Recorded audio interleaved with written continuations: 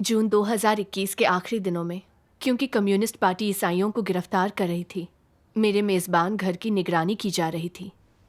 मैंने उस घर को छोड़ दिया, पर संभावना थी कि पुलिस की नज़र मुझ पर थी। काम करने के लिए मुझे घर में छिपे रहना पड़ता था। मैं उस समय कुछ समूहों के सिंचन कार्य की जिम्मेदारी निभा रही थी। मेरे काम का भार बढ़ रहा था और कुछ चीज़ें सिर्फ पत्र लिखकर नहीं की जा सकती थीं, और ये रूबरू बात करने जितना असरदार भी नहीं था। सही बात है। इसलिए काम की ज़रूरतों को देखते हुए अगवा ने बहन वांग को मेरी सहयोगी बना दिया। शुरू में वो भाई बहनों को अच्छी तरह नहीं जानती थी, इसलिए हर सभा से पहले मैं उसे उठाए जाने वाले मुद्दों का मूल समझा देती, ताकि वो ज़्यादा असरदार हो सके। फिर मुझे पता चला कि समूह की एक सदस्य बहन ली अपने काम में हमेशा लापरवाह रहती थी। संगति के बाद भी वो नहीं बदली थी, जिससे काम में रुकावट आ रही थी। सिद्धांतों के आधार पर उसे बर्खास्त करना ज़रूरी था। इसलिए मैंने हालात और लोगों को बर्खास्त करने के सिद्धांत समझाते हुए एक दस्तावेज़ तैयार करके बहन वांग को दिखाया और बहन ली को बर्खास्त करने के बारे में अपनी राय बताई, ताकि उसके साथ अपनी संगति में वो सभी पहलुओं को छुए जिससे बहन ली को आत्मचिंतन करने में मदद मिल सके। बहन वांग ने अगले दिन उसे बर्खास्त कर दिया। घर लौटने के बाद उसने बताया कि वहाँ क्या हुआ। पूरी बातचीत में उसने मेरा एक बार भी नाम नहीं लिया, न ही ये बताया कि समस्याएं हल करना सीखने में मैंने उसकी मदद की थी। मुझे थोड़ी निराशा हुई। मुझे लगा कि किसी और को नहीं मालूम था कि पर्दे के पीछे मैं क्या कर रही थी। कहीं वे ये तो नहीं समझते कि बहन वांग को पहले बहन ली की हालत का पता चल गया। मुझसे ज़्यादा परखने की क्षमता थी, ये सोचते हुए कि मैंने कितना कुछ किया था जिसका दूसरों को पता नहीं था, और जिससे बहन वांग इतनी काबिल दिखती थी। मैं थोड़ी परेशान हो गई। कर्तव्य में हमारी मंशा गलत हो तो हमारी ऐसी हालत हो सकती है। बिल्कुल बिल्कुल। बहन वांग के साथ कामकाजी चर्चा के दौरान ये बात उठी कि एक समूह लगातार खराब प्रदर्शन कर रहा है। मैं इसका मूल कारण नहीं समझ पाई। तो उसने कहा कि समूह अगवा का कोई मसला हो सकता है। इस पर विचार करते हुए और समूह अगवा के व्यवहार को ध्यान में रखते हुए मुझे लगा कि वो सिर्फ अपने रुतबे और नाम के लिए काम कर रही है और कोई व्यवहारिक काम नहीं करती जिससे रुकावटें आ रही हैं। सिद्धांतों के आधार पर उसे बर्खास्त करने की ज़रूरत थी। मैं इस मसले को खुद हल नहीं कर सकती और मुझे अपनी समझ बहन वांग को बतानी चाहिए, ताकि वो संगति करके दूसरों को सही गलत में फ़र्क करना सिखा सके और नई अगवा का इंतज़ाम कर सके। पर मैंने बहन ली की बर्खास्तगी के बारे में सोचा कि कैसे मैंने सिद्धांत खोजे और दस्तावेज तैयार किए थे और बहन वांग के साथ कितनी संगति की थी, पर किसी को पता तक नहीं था। तो मुझे लगा कि अगर इस बार भी मैंने अपने विचार उसके साथ साझा किए और उसने समूह अगवा को बर्खास्त कर दिया, तो सभी यही सोचेंगे कि सब कुछ उसी ने किया था। वे सोचेंगे कि अपने कर्तव्य की इतनी छोटी अवधि में ही उसने दो ऐसे लोगों को पहचान लिया था जो ठीक नहीं थे, पर मैंने अरसे तक उस पद पर रहकर भी किसी को नहीं हटाया। वे सोचेंगे कि उसे लोगों की बेहतर पहचान है। मैंने अपने कुछ विचार साझा न करने का फैसला किया, ताकि बहन वांग की संगति स्पष्ट ना हो सके। फिर दूसरे उसकी तारीफ नहीं करेंगे और मैं इतनी खराब नहीं दिखूंगी। हाँ, उसके साथ साफ बात ना करने से क्या काम को नुकसान नहीं हुआ? बिल्कुल हुआ। मुझे अपराध बोध भी हुआ। अगर उसकी संगति स्पष्ट नहीं हुई और समूह अगवा अपनी समस्या को समझ नहीं पाई, तो वो नकारात्मक हो सकती थी और इससे उसके आत्मचिंतन पर असर पड़ता ही, बाद में उसके कर्तव्य पर भी इसका असर पड़ता। हाँ। बिल्कुल। इस तरह की चालों से परमेश्वर को भी नफरत होती है। इस विचार से मैंने अपनी सारी समझ बहन वांग के साथ साझा की। पर जब बहन वांग मामले को निपटाने गई तो मुझे फिर से बुरा लगने लगा। मैं ये काम अपने हाथ में क्यों नहीं ले पाई। सभी ने बहन वांग को लोगों को पहचानते और बर्खास्त करते देखा, पर इसके पीछे के मेरे प्रयासों को किसने देखा? मैं इस बात से बिल्कुल भी खुश नहीं थी कि मैं जो कुछ भी करती थी उससे बहन वांग ही काबिल दिखती थी और दूसरों की नज़रों में उसकी छवि और निखर जाती थी। मुझे शिकायत थी कि परमेश्वर ने मुझे ऐसी बुरी स्थिति में क्यों डाल दिया। वो मुझे निगरानी में रखे जाने की अनुमति क्यों दे रहा है। हुआ ये कि उस समय कुछ भाई बहन हमें कामकाज के मसलों के बारे में लिख रहे थे और कुछ ये चाहते थे कि बहन वांग ही उन्हें देखे। इससे मैं और भी नाखुश थी। मुझे लगता था कि सभी बहन वांग को देख रहे हैं और मेरे काम को कोई नहीं देख रहा। अगर ऐसा ही चलता रहा तो क्या सब लोग मुझे फालतू नहीं समझेंगे? ये सही सोच नहीं थी। लोग पीछे के काम को नहीं देखते पर परमेश्वर देखता है। सही बात है। तुम खुद संगति नहीं कर सकती थी, सिर्फ पर्दे के पीछे काम कर सकती थी। अगर तुम्हें अपने साथी के आगे निकलने का डर रहे तो काम करना मुश्किल हो जाएगा। हाँ, पर उस समय मेरे मन में ये बात नहीं थी। मैं ये सोच रही थी कि दूसरे मेरे बारे में अच्छा नहीं सोचेंगे। मुझे लगता था कि भले ही बहन वांग सब भाग दौड़ कर रही हो, पर मैं भी घर पर आराम से नहीं बैठी थी। कोई भी मेरी मेहनत को नहीं देख पा रहा था। मैं इससे खुश नहीं थी और इसे बदलने का कोई रास्ता सोच रही थी।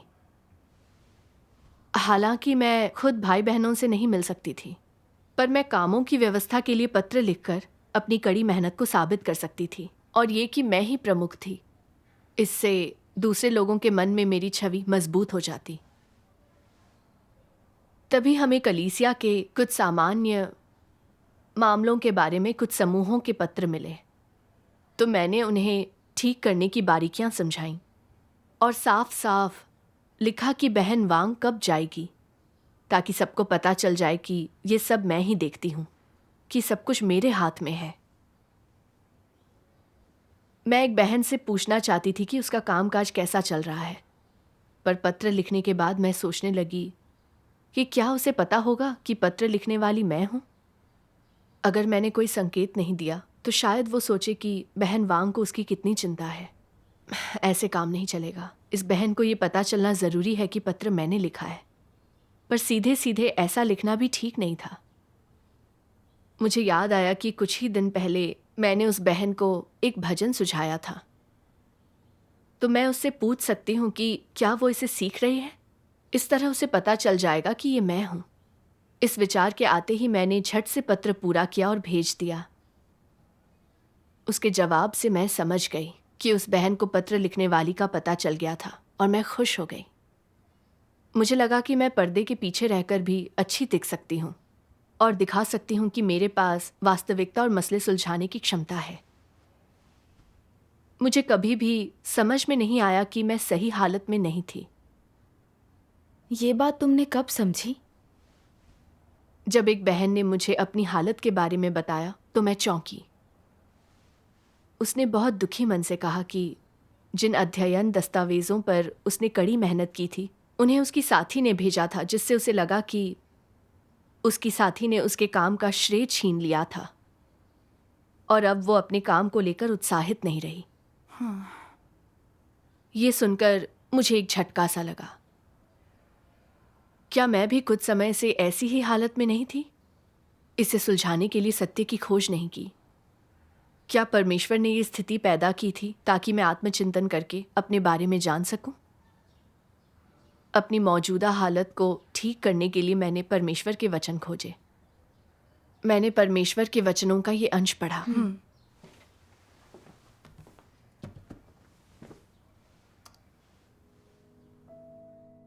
सर्वशक्तिमान परमेश्वर कहते हैं, जब मसीह विरोधी कार्य करते हैं तो वे ऐसा इरादे से करते हैं। उनकी भाषा, कार्य, यहां तक कि उनके द्वारा चुने गए शब्द भी बहुत साभिप्राय होते हैं। वे क्षणिक रूप से छोटे आध्यात्मिक कद का अपना भ्रष्टाचार या अपना अज्ञानी और मूर्ख व्यक्ति होना उजागर नहीं करते। जो जहां भी जाते हैं बकवास करते हैं। ऐसे लोगों के साथ ऐसा नहीं है। जब हम उनकी तकनीकें, उनके काम करने के तरीके, और उनके शब्दों का चुनाव देखते हैं तो हम देख सकते हैं कि मसीह विरोधी चालाक और दुष्ट होते हैं। अपनी हैसियत के लिए लोगों को नियंत्रित करने का अपना लक्ष्य पाने के लिए मसीह विरोधी अवसर मिलते ही अपनी शान दिखाते हैं। कभी एक भी मौका हाथ से नहीं जाने देते।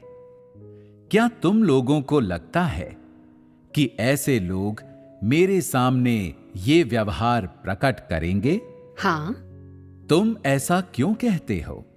उनकी प्रकृति और सार अपनी शान दिखाना है। क्या मसीह विरोधी केवल अपनी शान दिखाते हैं? अपनी शान दिखाने के पीछे उनका क्या लक्ष्य होता है? वे हैसियत मांग रहे होते हैं। उनके कहने का मतलब ये होता है, क्या तुम नहीं जानते कि मैं कौन हूं? मेरे द्वारा किए गए काम देखो। मैंने ये अच्छा काम किया था और मैंने परमेश्वर के घर में महत्वपूर्ण योगदान दिया। क्योंकि तुम्हें इसकी जानकारी है, तो क्या तुम्हें मुझे और अधिक महत्वपूर्ण काम नहीं देना चाहिए? क्या तुम्हें मेरे बारे में अच्छी राय नहीं रखनी चाहिए? तुम जो कुछ भी करते हो उसके लिए क्या तुम्हें मुझ पर भरोसा नहीं करना चाहिए? क्या यहां उनका कोई लक्ष्य नहीं है? मसीह विरोधी हर किसी को नियंत्रित करना चाहते हैं, चाहे वो कोई भी हो। नियंत्रण के वर्णन का दूसरा तरीका क्या है? ये दूसरों को प्रभावित करना और लोगों के साथ खिलवाड़ करना है। वे जो करते हैं उसे नियंत्रित करने की कोशिश करना है।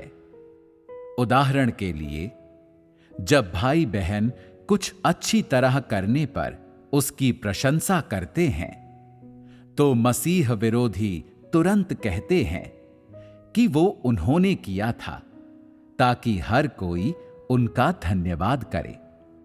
क्या कोई वास्तव में समझदार इंसान ऐसा करेगा? बिल्कुल नहीं। जब मसीह विरोधी थोड़ा सा भी अच्छा काम करते हैं तो वे सभी को बताने की कोशिश करते हैं, ताकि हर कोई उन्हें सम्मान से देखे और उनकी प्रशंसा करे। यही उन्हें संतुष्ट करता है। आमीन। परमेश्वर के वचनों से मैंने जाना कि मसीह विरोधी हमेशा दिखावा करते रहते हैं। उनकी हर कथनी करनी लोगों की तारीफ पाने के लिए होती है और रुतबा हासिल करने के लिए दिखावा होती है। परमेश्वर के वचनों और मेरे मौजूदा व्यवहार को देखते हुए क्या मैं भी एक मसीह विरोधी की तरह नहीं थी? बहन वांग ने मेरा जिक्र किए बिना उन 2 बहनों को बर्खास्त किया तो मुझे लगा मेरे साथ गलत हुआ है। मुझे लगा कि मैंने ही उन्हें पहचाना था, पर आखिर में सारा श्रेय बहन वांग को मिल गया। सिर्फ उसी का चेहरा सबके सामने रहता था। मैं कितना ही काम क्यों ना करूं, कोई भी उसे देख नहीं पाता था। अगर मैं चुपचाप काम करती रहूंगी तो किसी को भी पता नहीं चलेगा, जो बेहद चुभने वाली बात थी। मैं खुद को दिखाने के लिए कितनी मगजपच्ची और कितने जतन कर रही थी ताकि भाई बहन मेरी तारीफ करें और उनकी नज़रों में मेरा रुतबा बढ़े। ऐसा लगा कि मैं कामकाज की व्यवस्था के लिए पत्र लिख रही थी, पर असलियत में मैं हर एक को ये याद दिला रही थी कि मेरी मौजूदगी को ना भूलें, कि बहन वांग सिर्फ मेरी तरफ से काम कर रही थी और अहम जिम्मेदारी मेरी थी। एक बहन की मदद करने के बहाने मैं उसके लिए चिंता जता रही थी, ताकि अपनी मौजूदगी की याद दिलाकर उसकी तारीफ पा सकूं और उसे मेरे घृणित इरादों का पता भी ना चले। मेरा स्वभाव कितना धूर्त और बुरा था। सच्चाई ये है कि परमेश्वर के प्रकाशन और मार्गदर्शन के बिना मैं ये ना जान पाती कि वे 2 बहनें कर्तव्यों के योग्य नहीं थीं। उनके बर्खास्त होने तक काम को भी कितना सारा नुकसान पहुंचा था। ये बात समूह अगुआ के बारे में सच थी।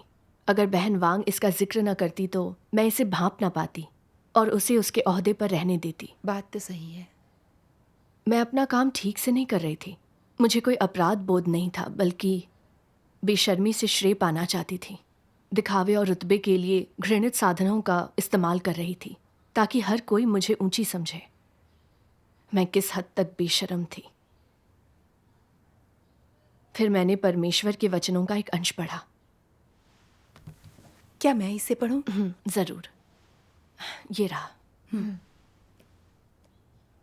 जो लोग सत्य को व्यवहार में लाते हैं वे परमेश्वर की जांच को स्वीकार कर सकते हैं। जब तुम परमेश्वर की जांच स्वीकारते हो तो तुम्हारा हृदय निष्कपट हो जाता है। यदि तुम हमेशा दूसरों को दिखाने के लिए ही काम करते हो, उनकी प्रशंसा पाना चाहते हो, लेकिन परमेश्वर की जांच नहीं स्वीकारते, तो क्या तुम्हारे हृदय में परमेश्वर है? ऐसे लोगों में परमेश्वर के प्रति श्रद्धा नहीं होती। हमेशा अपने लिए कार्य मत कर, हमेशा अपने हितों की मत सोच, और अपनी हैसियत, गौरव और प्रतिष्ठा पर विचार मत कर। इंसान के हितों पर गौर मत कर। पहले परमेश्वर के घर के हितों पर विचार करना चाहिए, उसे पहली प्राथमिकता बनाना चाहिए। परमेश्वर की इच्छा की परवाह कर।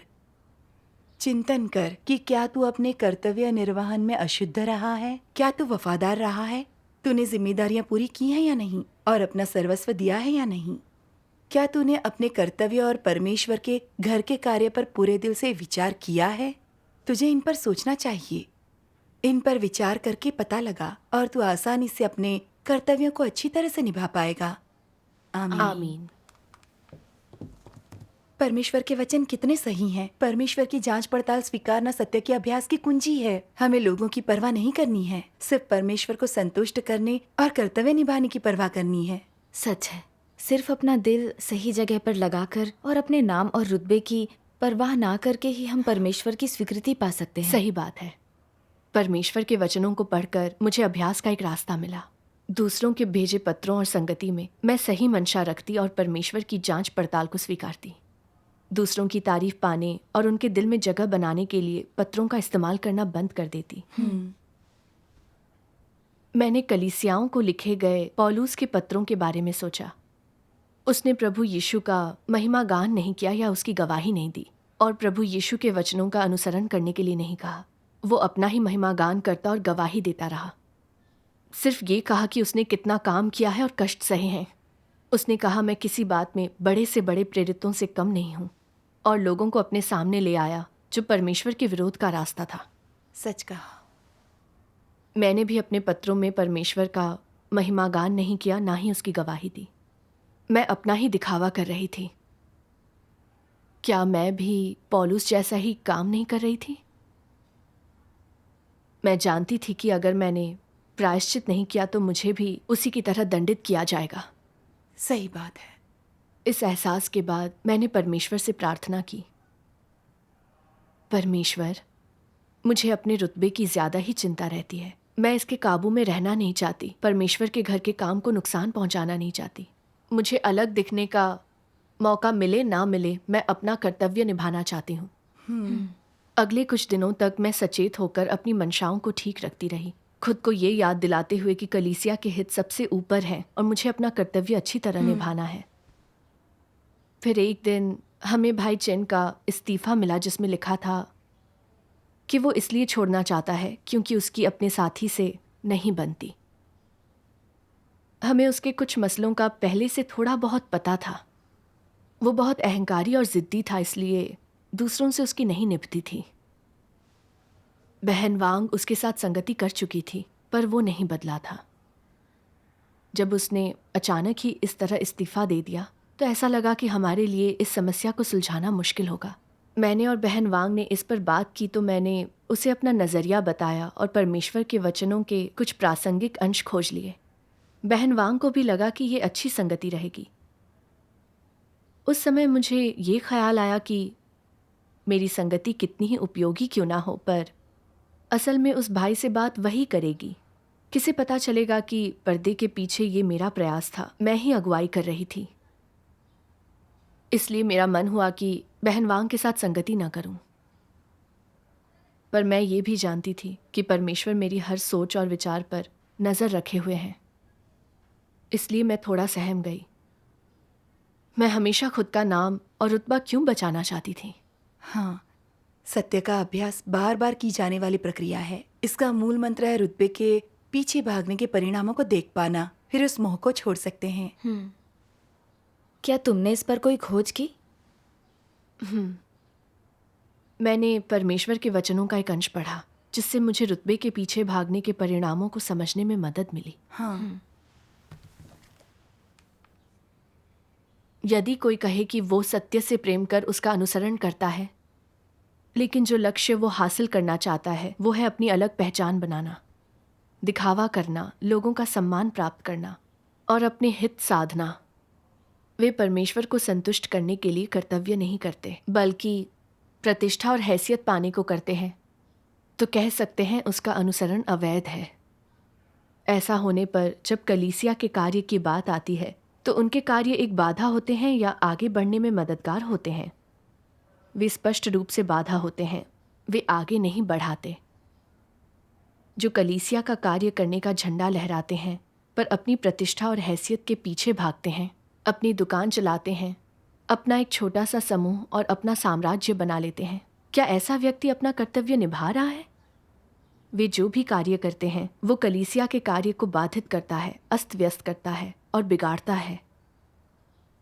उनके हैसियत और प्रतिष्ठा के पीछे भागने का क्या परिणाम होता है? पहला, ये परमेश्वर के चुने हुए लोगों के वचनों को खाने पीने और उनके सत्य समझने को प्रभावित करता है। ये उनके जीवन प्रवेश में बाधा डालता है। ये उन्हें परमेश्वर में विश्वास के सही मार्ग में प्रवेश करने से रोकता है और उन्हें गलत मार्ग पर ले जाता है, जो चुने हुए लोगों को नुकसान पहुंचाता है। और ये अंततः कलीसिया के साथ क्या करता है? ये विघटन, रुकावट और हानि है। ये लोगों के प्रसिद्धि और हैसियत के पीछे भागने का परिणाम है। जब वे ऐसे कर्तव्य निभाते हैं तो क्या इसे मसीह विरोधी मार्ग पर चलना नहीं कहा जा सकता? आमीन। मैं हमेशा ये सोचती थी कि नाम और रुतबे के पीछे भागने से सिर्फ जीवन प्रवेश पर फर्क पड़ता है। यदि हम बुरा काम नहीं करते तो कलीसिया के काम में रुकावट नहीं आती। मैं ये नहीं समझती थी कि परमेश्वर नाम और रुतबे के पीछे भागने से इतनी घृणा क्यों करता है। परमेश्वर के वचनों के पाठ ने मुझे दिखाया कि रुतबे के पीछे भागने और परमेश्वर के घर के हितों की रक्षा न करने से कलीसिया के काम और भाई बहनों के जीवन प्रवेश को नुकसान पहुंचना तय है। ये कलीसिया के काम में बाधा और व्यवधान डालेगा और परमेश्वर इसकी निंदा करता है। सही कहा। भाई चेन की समस्या पर बात करते हुए मैं संगति नहीं करना चाहती थी क्योंकि मुझे कोई नाम नहीं मिलने वाला था। ये बड़ी बात नहीं लगती थी, पर यह गंभीर बात थी। अगर हमने भाई चेन के मसलों पर बात करने में देरी की तो इससे उसके जीवन प्रवेश को नुकसान होगा और नए विश्वासियों के सिंचन पर भी असर पड़ेगा। सही बात है। अपनी जिम्मेदारी को देखते हुए मुझे अपने कर्तव्य में मुश्किलें झेल रहे व्यक्ति की मदद करनी चाहिए थी ताकि कलीसिया का काम पटरी पर रहे। कम्युनिस्ट पार्टी धड़ल्ले से गिरफ्तारियां कर रही थी। बहन वांग सभा में जाकर गिरफ्तारी का खतरा उठा रही थी। अगर वो पूरी तरह से तैयार नहीं होगी तो वो सभा में मसले हल नहीं कर पाएगी। इतना खतरा उठाने के बावजूद वो असरदार साबित नहीं होगी। क्या ये बहुत बुरी बात नहीं होगी? इससे काम में रुकावट आएगी। बिल्कुल। मैं समस्याओं को जल्दी हल करने या बहन वांग की सुरक्षा के बारे में नहीं सोच रही थी। मैं बस उसके द्वारा मेरा श्रेय चुरा लिए जाने को लेकर चिंतित थी। मैं कितनी स्वार्थी और बिना इंसानियत वाली थी। बड़ी जिम्मेदारी होने के बावजूद मैं व्यवहारिक काम नहीं कर रही थी। मैं परमेश्वर के घर के काम की कीमत पर खुद के रुतबे को बचा रही थी। ये परमेश्वर का प्रतिरोध और एक मसीह विरोधी का रास्ता था। हाँ। सचमुच। पहले मैं अकेली ही ये जिम्मेदारी उठा रही थी, कड़ी और अथक मेहनत से अपना काम कर रही थी। पर गिरफ्तारियों के कारण मैं अब बाहर नहीं निकल सकती थी, पर्दे के पीछे से काम करती थी। मैं अपना कर्तव्य निभाने में हिचकिचा रही थी और बहन वांग से होड़ करना चाहती थी। तब मुझे एहसास हुआ कि अपने काम को लेकर मेरा पहले का उत्साह सिर्फ नाम और रुतबे के लिए था। वो हालत मेरी मंशाओं और लक्ष्यों को उजागर कर रही थी। ये मेरे लिए परमेश्वर का उद्धार और प्रेम था। सचमुच। अगर परमेश्वर के वचन इसका खुलासा ना करें तो हमारे लिए अपने भ्रष्ट स्वभाव को समझना मुश्किल होगा। बिल्कुल। फिर मैंने परमेश्वर के कुछ वचनों को याद किया जिनसे मेरा अभ्यास का रास्ता स्पष्ट हुआ। परमेश्वर के कार्य के प्रयोजन के लिए, कलीसिया के फायदे के लिए और भाई बहनों को आगे बढ़ाने के वास्ते प्रोत्साहित करने के लिए तुम लोगों को सद्भावपूर्ण सहयोग करना होगा। एक दूसरे में सुधार करके कार्य का बेहतर परिणाम हासिल करना चाहिए ताकि परमेश्वर की इच्छा का ध्यान रखा जा सके। सच्चे सहयोग का यही मतलब है, और जो लोग ऐसा करेंगे सिर्फ वही सच्चा प्रवेश हासिल कर पाएंगे। अपना कर्तव्य अच्छी तरह निभाने के लिए किसी को क्या करना चाहिए? इसे पूरे मन और पूरी ऊर्जा से निभाना चाहिए। ये करना यानी अपनी पूरी सोच अपना कर्तव्य निभाने पर लगाना, अन्य चीज़ों को मन में आने न देना, और फिर जो ऊर्जा है उसे लगाना, अपनी संपूर्ण शक्ति का प्रयोग करना और कार्य संपादित करने के लिए अपनी क्षमता, गुण, खूबियों और उन चीज़ों का प्रयोग करना जो समझ आ गई हैं। यदि तुम बातों को समझते हो, स्वीकारते हो और तुम्हारे पास कोई अच्छा विचार है तो तुम्हें इस बारे में संवाद करना चाहिए। सद्भाव में सहयोग करना यही है। ऐसे तुम अपने कर्तव्य का पालन अच्छी तरह और संतोषजनक ढंग से कर पाओगे। यदि तुम लोग हमेशा पूरा भार ढोना और सब अपने ऊपर लेना चाहते हो, दूसरों के बजाय खुद को दिखाना चाहते हो, तो क्या तुम अपना कर्तव्य निभा रहे हो? तुम जो कर रहे हो उसे तानाशाही कहते हैं। ये दिखावा करना है, ये शैतानी व्यवहार है, कर्तव्य का निर्वहन नहीं।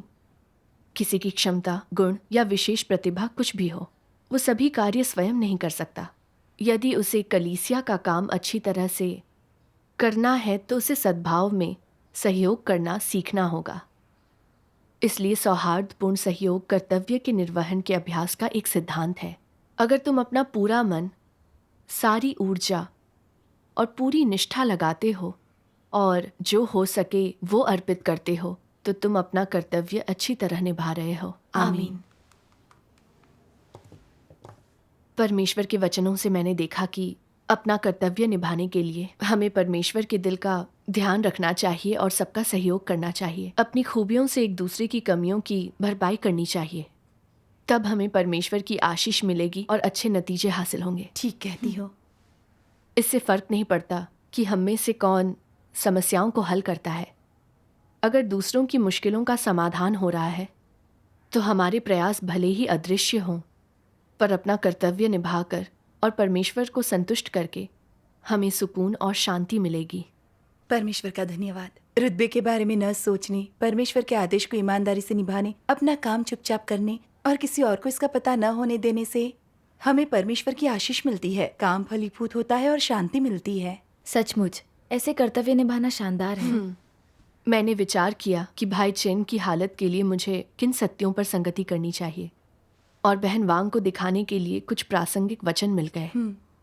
उसने भी ऐसे अंश खोजे जो भाई चेन की हालत से मिलते थे, जिन्हें मैं भी नहीं सोच पाई थी। दोनों को मिलाकर काफी सामग्री इकट्ठी हो गई। परमेश्वर का धन्यवाद। मुझे याद आया कि मूसा कितना कम बोलता था और हारून बोलने में अच्छा था, पर उन्होंने मिलकर परमेश्वर के आदेश का पालन किया और इजरायलियों को मिस्र से निकालने में उनकी अगुवाई की। मैं काम के लिए बाहर नहीं निकल सकती थी, लेकिन मैं जो देखती और सोचती थी उसे लेकर बहन वांग के साथ संगति कर सकती थी। साथ काम करने से हम मसलों पर ज्यादा राय बना सकते थे और उन्हें बेहतर ढंग से सुलझा सकते थे। क्या ये कलीसिया के काम के लिए फायदेमंद नहीं है? हाँ, बिल्कुल है। हमने हर बात पर चर्चा कर ली तो बहन वांग भाई चेन के साथ संगति करने गई। मैं उनके लिए प्रार्थना कर रही थी कि परमेश्वर उनका मार्गदर्शन करे। फिर एक दिन हमें कुछ भाई बहनों का एक पत्र मिला। इसमें लिखा था कि बहन वांग की संगति से वे अपनी कुछ गलतियां सुधारने में सफल रहे और अपना कर्तव्य बेहतर ढंग से निभा रहे हैं। इसे पढ़कर मैं थोड़ी निराश हो गई।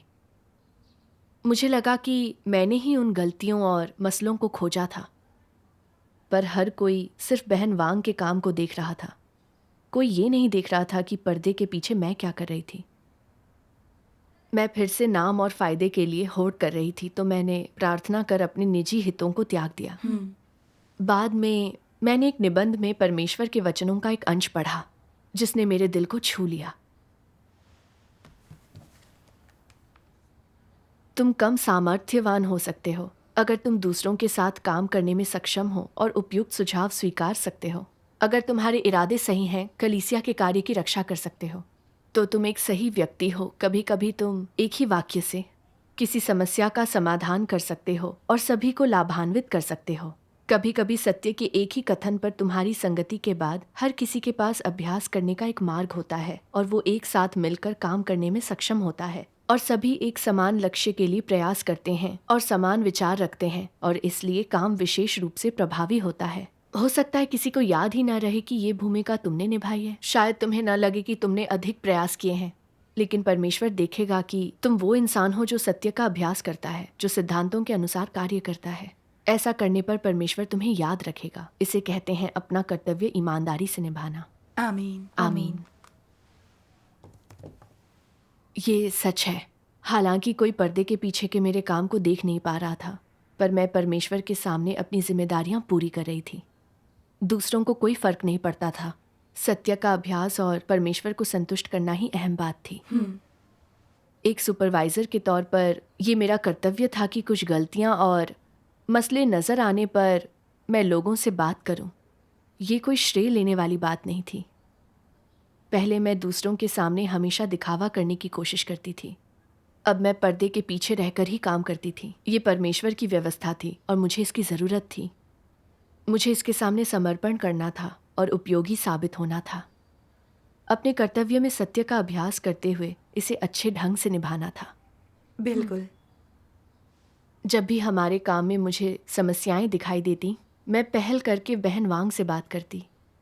जब मैं भाई बहनों के मसलों के बारे में लिखती तो ये दिखाने की कोशिश करती कि ये मैं लिख रही हूँ, पर फिर ये एहसास करके कि मैं खुद का महिमागान और दिखावा कर रही हूँ, मैं प्रार्थना करती और गलत मंशाओं को त्याग देती। मैं ये सोचने लगती कि दूसरों की मदद करने के लिए मैं क्या लिख सकती हूँ और कैसे अपनी जिम्मेदारियाँ निभा सकती हूँ। इस तरह के अभ्यास से मेरा दिल रोशन हो उठता और मैं उन्मुक्त महसूस करती। ये खुद को संभालने का बढ़िया तरीका है। परमेश्वर का धन्यवाद।